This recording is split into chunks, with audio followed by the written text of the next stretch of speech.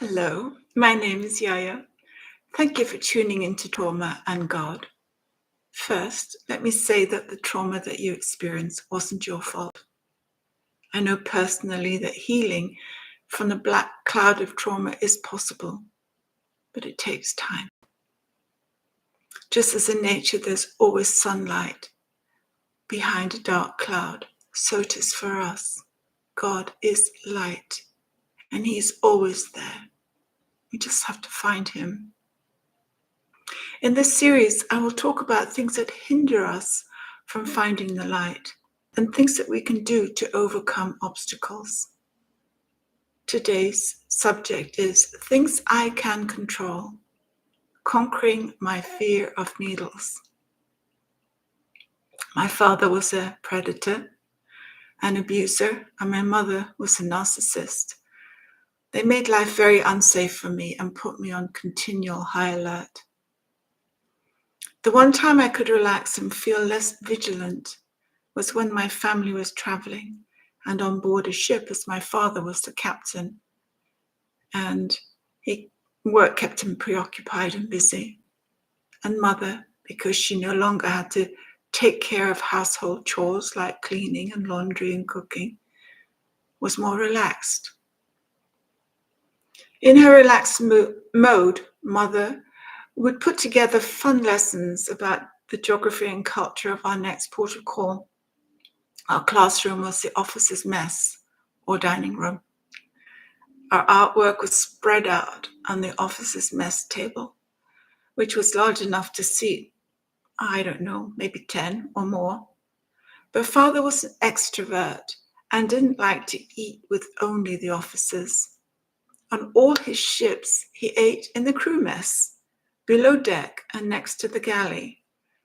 Well, the crew mess could seat far more people. And it was the social hub of the ship. It included an area of comfy chairs and couches, for instance.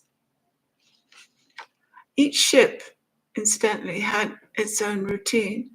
On one, we quickly learned that every day at 3 p.m, cook would pull freshly baked pastries out of the oven. Needless to say, we would be downstairs at 3, waiting for the oven doors to open. Mother never baked, so this was a very exciting and amazing treat for us. We traveled a great deal, and mother, who was a nurse, was quick to make sure we had all our necessary injections, or shots as they're called here. Back when I was young, syringes were big and had large needles. Well, mother would explain why we needed the shots and what to expect when we went into the doctor's office to have them. We traveled in the tropics, so many extra shots were needed. Although they were unpleasant, I was not afraid, but always felt brave and didn't hesitate to go in and get my shot.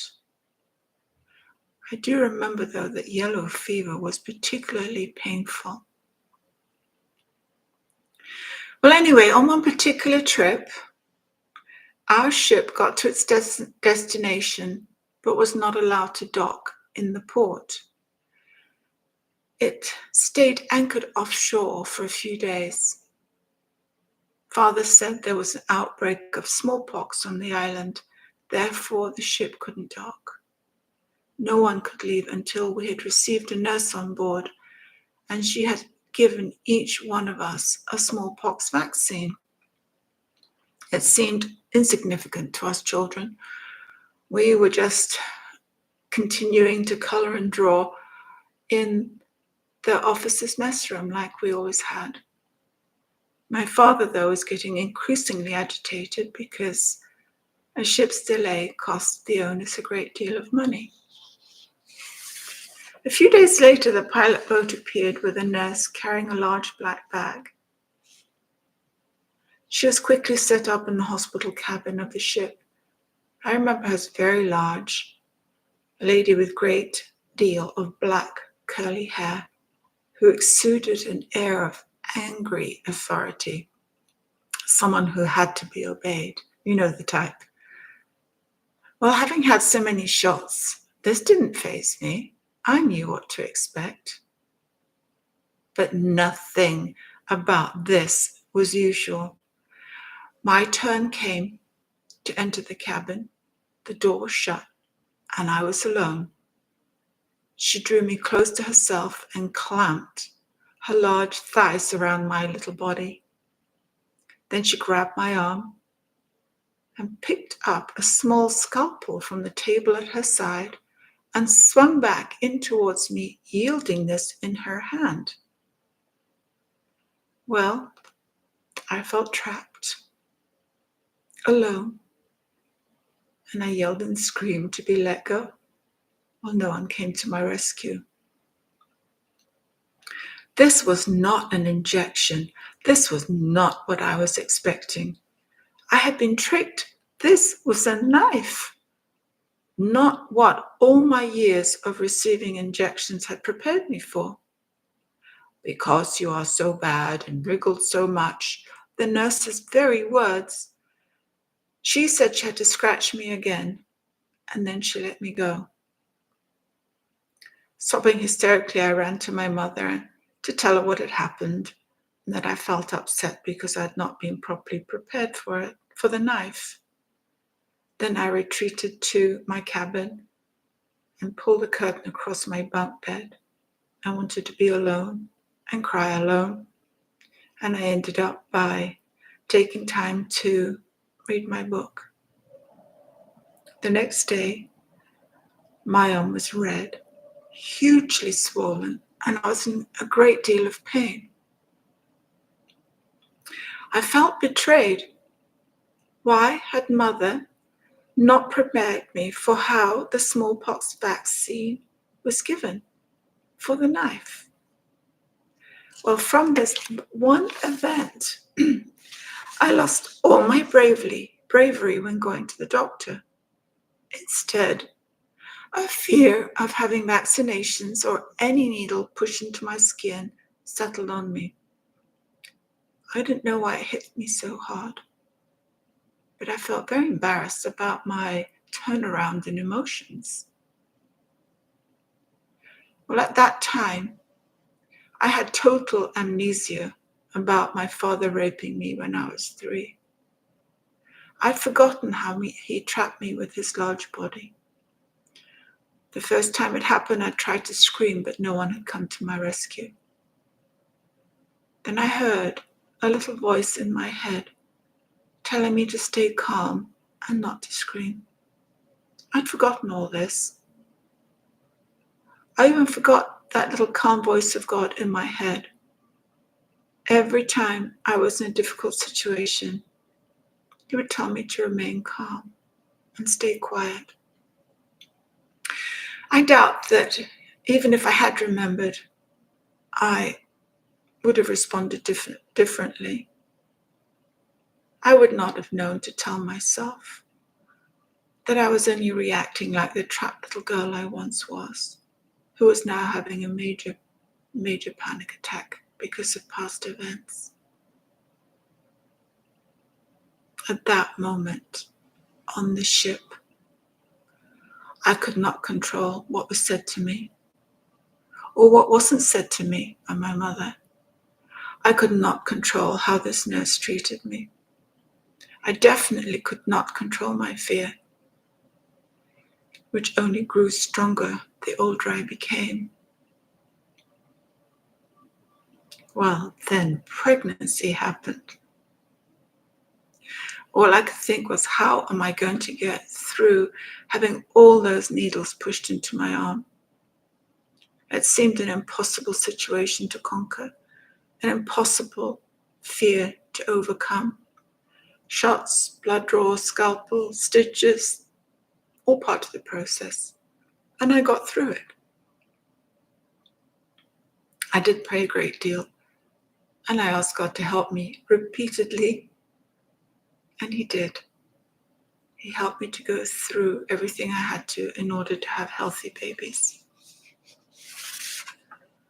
I did not overcome my fear. Every medical checkup or routine blood draw was a nightmare of fear. each requiring lots of prayer, asking for God's help to calm me down. God was always there for me and has helped me get through each fear. Since then, life has followed, more surgeries, dental treatments. Bravery is not the absence of fear. It's going through and doing the right thing in face of fear. Over the years, because of my repeated exposure to my fear of needles, I eventually did get to the place where I no longer had panic attacks before going into the doctor's office or the dentist. I just had great apprehension and a very fast heart rate. Once inside the treatment room, I handle it by being honest and telling the staff that I'm afraid of needles and could they please explain to me what they're going to do. And I keep very still because I hear God's voice whispering this to me each time. Keep still. Be calm. I've gone for yearly wellness checks and have had routine blood draws. I never watched the needle going into my arm. I go because it's good to get yearly health checks. But I would never do anything concerning blood above and beyond what I have to do. I would never donate blood. My husband works at a hospital. They recently had a blood draw and he donated his blood drive, and he donated his blood. I thought he was extremely brave, and I told him that, and then I stated, I am never going to donate my blood. Absolutely not. I just can't do that. A few weeks later, he was sent a report on his blood, which included his blood group. He turned out to be a very rare blood group. Well, I didn't know this about him, and it piqued my curiosity. Knowing his blood group was one thing, but then I got to thinking, what is my blood group? I happened to have to visit my doctor's office soon afterwards, and I asked him if they had a record of my blood group. He checked and he said, no. I'd hoped to get that question answered the easy way, I asked how I could find out, and the nurse said that it would have to be a special test. It would not be covered by my insurance, and therefore I would have to pay for the whole thing. And I said, oh, thanks, but no thanks. Then the unthinkable happened. My husband suggested the free way to find out my blood group would be for me to donate blood with him when he went the next time. Why didn't I come along when he went for his donation? And then I would find out what my blood group is. He also said the hospital was always looking for people willing to donate blood. Well, I presumed that the hospital would only want hospital employees to donate. But curiosity did get the better of me, and I heard myself say, that sounds a good idea. In my mind, I wasn't saying yes. Obviously, I didn't say no either. But I didn't think for one moment I had committed myself to donating blood. And I didn't think for one moment the hospital would want a non-employee to donate. A few weeks later, it may have been 3 weeks later, my husband came home and happily told me that he'd spoken to the lady organizing the timetable for the blood donations. And knowing my fear, he was able to get us in at the same time. Well, he was very pleased about this, and it had taken him time out of his working day to arrange it. The donation was in a few days. Oh my goodness. The hospital wanted my blood too, and he'd acted on my own spoken words. What was I going to do? To say that I didn't really mean my words and I wasn't going to go through with them seemed callous and mean after all the effort he'd gone to. So I decided to roll with it. I thanked him. Outwardly, I remained calm, but there was this internal battle raging in me. How was I going to follow through on this terrifying ordeal?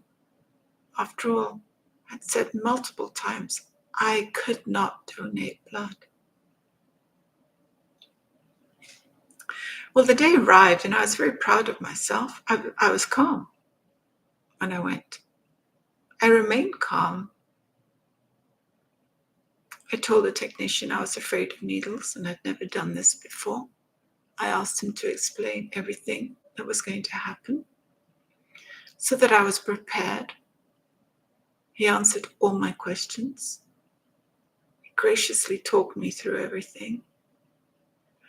I was reassured that if at any point I had to leave, I could. I thought, wow, I am not trapped. That was a big, big deal for me. My blood pressure remained low. I didn't run out of the room, and I donated. I chose to face and try to conquer my fear of needles. And the one thing I thought I could never do, donate blood, I was able to do. In hindsight, I still remain shocked by my calm demeanor on that day. All I can say is that after all these years of helping me, God has not stopped helping me. He continues to get me through each time a needle might be an issue, whether I go to the doctor, dentist, or hospital. And for that, I am extremely grateful. Each time God has helped me, my fear has diminished. As this has happened over many years now, cumulatively, my fear has greatly diminished. I am in control of this fear, but it is not totally gone. My parents' behavior left me vulnerable, and they certainly didn't explain a fundamental concept to me, which is that in life, there are things I can control, and there are things that I cannot control. I just believed everything was out of control and my fault, and that I was at the mercy of world events and people. Married life started me on the path of learning a fundamental truth. I can be in control over things that are mine to control. My choice will always remain. Am I willing to learn how to control those things that I should? With God's help, I've been willing, and when I see moments of success, it's very liberating and encouraging. Oh, as a postscript, I made my own appointment to go for my next blood donation. It's coming up next week. Perhaps this is why this subject for a vlog has been so uppermost in my mind. How about you? How are you trying to overcome your fears? Please subscribe and tell others if you found this vlog helpful. If this stirs things in you, please reach out and talk to someone. You may email me at yaya@traumaandgod@gmail.com or read my personal story, Snakes in the Loo, at Amazon Books. Help is available. The Suicide and Crisis Helpline is 1-800-273-TALK. Rape, Abuse and Incest National Network is 1-800-656-HOPE. I'll be back next week on Thursday at 10. I'll see you then. God is for you, and so am I.